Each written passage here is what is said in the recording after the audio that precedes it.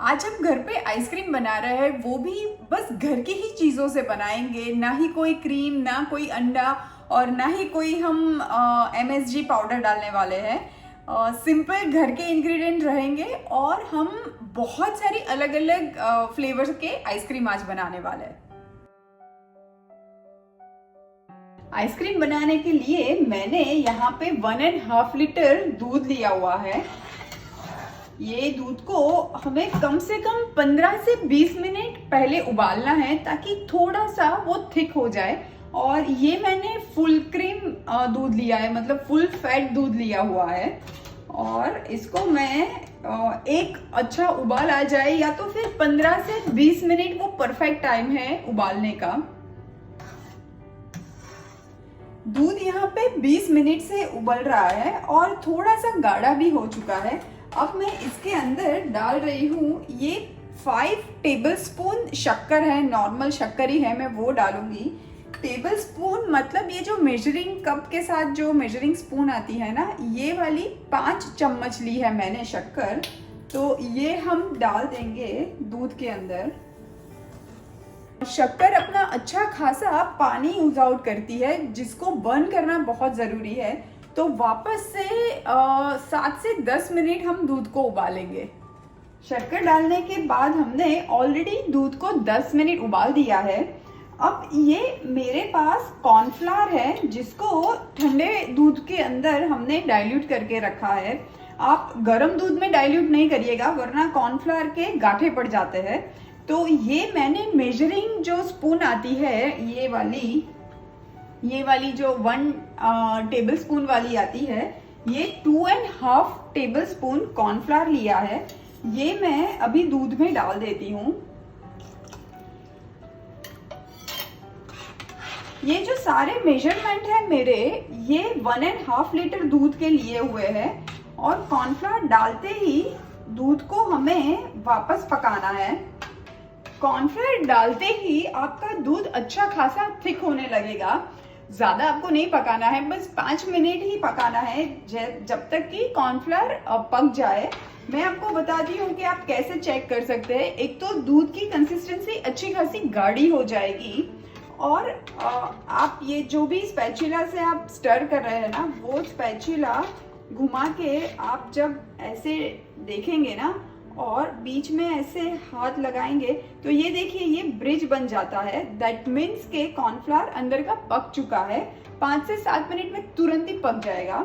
और जब कॉर्नफ्लावर डाले और पकाए, तब तक फ्लेम को आप एकदम ही लो टू मीडियम कर दीजिएगा। फास्ट पे करेंगे ना तो कॉर्नफ्लावर तुरंत ही चिपक जाएगा।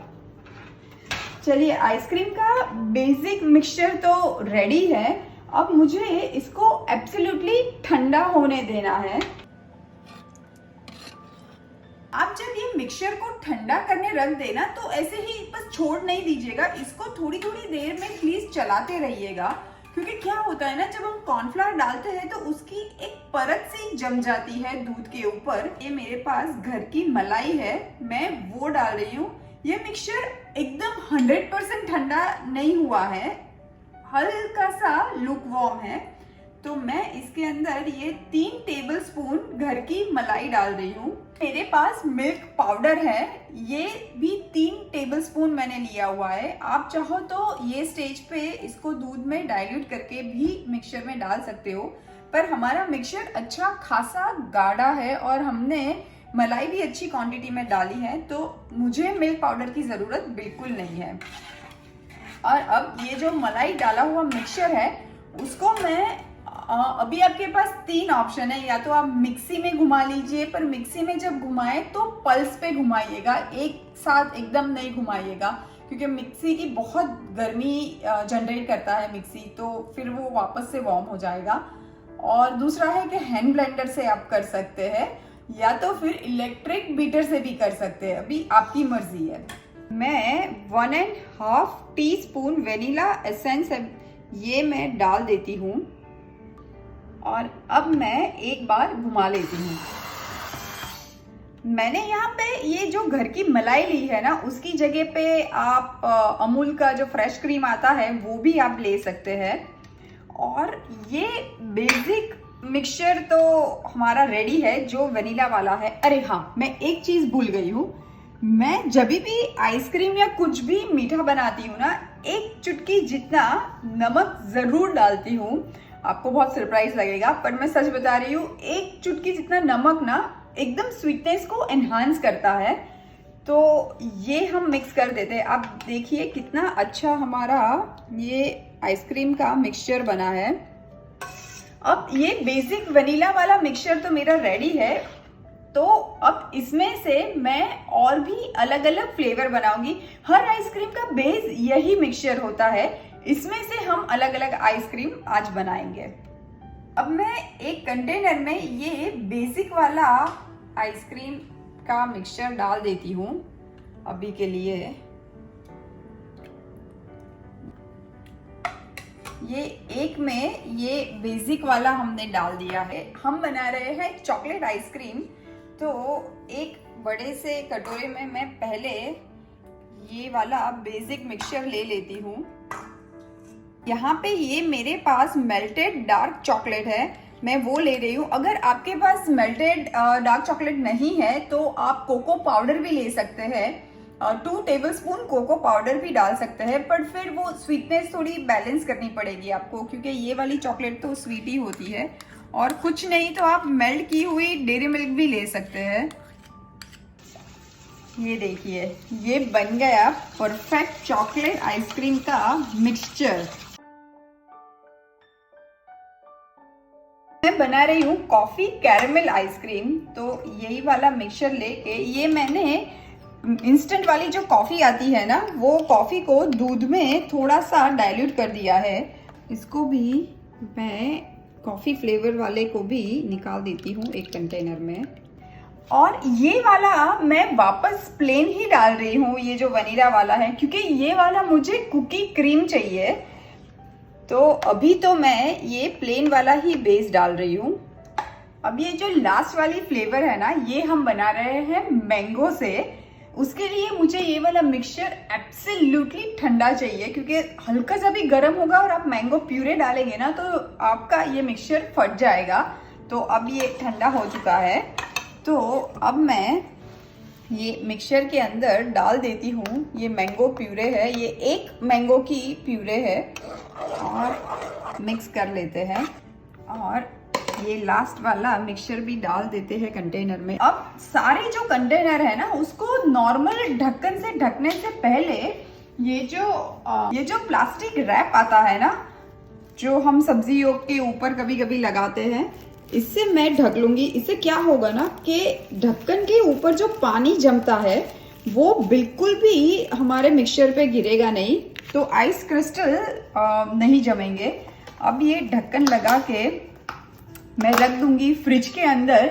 मुझे कम से कम इसको 2 घंटे फ्रिज में रखना है, और उसके बाद वापस निकाल के वापस मुझे चर्न करना है।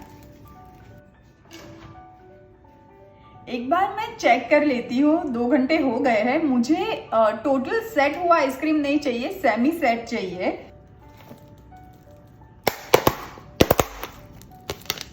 ये देखिए, ये ऐसे सेमी सेट हो गया है। अब मैं यही टाइम पे इसको एक बार तोड़ के वापस से चर्न कर लेती हूँ। ये पूरा तोड़ के मैं ये बोल में डाल देती हूँ। अब इस बार मैं ये इलेक्ट्रिक बीटर से इसको घुमा रही हूँ, पर इस बार भी अगर आपके पास ये वाला इलेक्ट्रिक बीटर नहीं है तो जैसे पहले मैंने ये यूज किया था ना, आप ये भी यूज कर सकते हैं।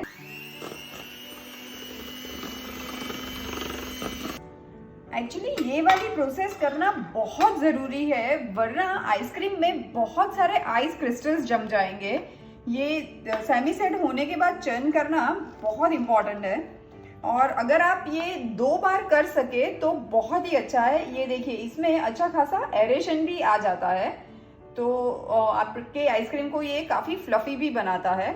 मैं सेम प्रोसीजर सारे पांचों फ्लेवर के साथ कर लेती हूँ, और फिर से मैं ऐसे ही ढक देती हूँ। ये मैं दूसरा वाला ले रही हूँ।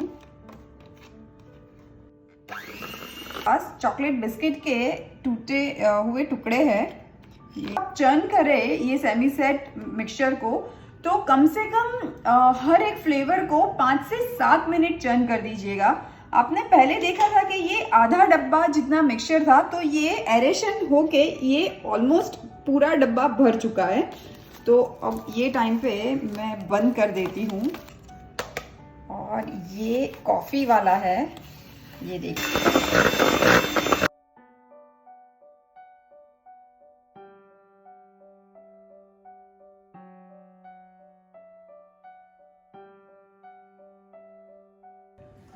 अब ये है चौथा अपना फ्लेवर जो कि चॉकलेट है।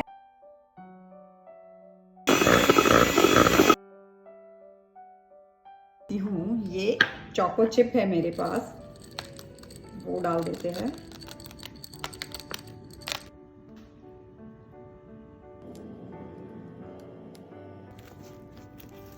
और अब ये है लास्ट वाला मैंगो। मैंगो वाला मिक्सचर डाल देती हूँ। मैंगोज भी डाल सकते हैं, पिस्ता भी डाल सकते हैं, केसर भी डाल सकते हैं, काजू भी डाल सकते हैं एक्चुअली।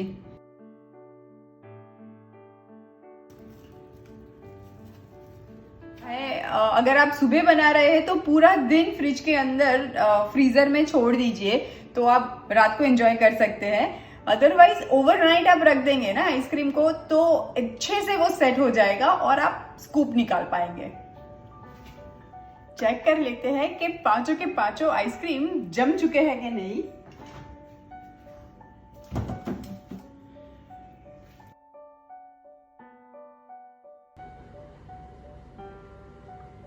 ये कॉफी कैरेमल में निकाल देती हूँ।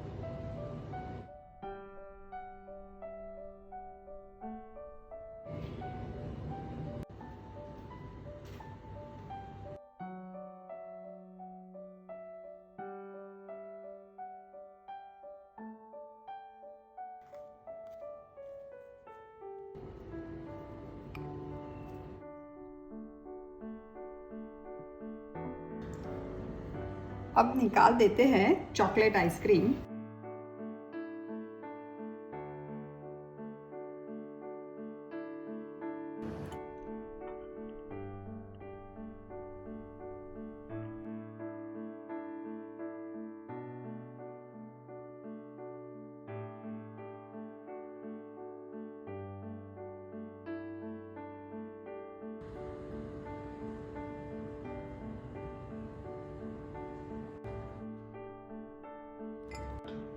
तो तैयार है मेरे पांचों आइसक्रीम जो कि हमने एक ही मिक्सचर से बनाए हैं।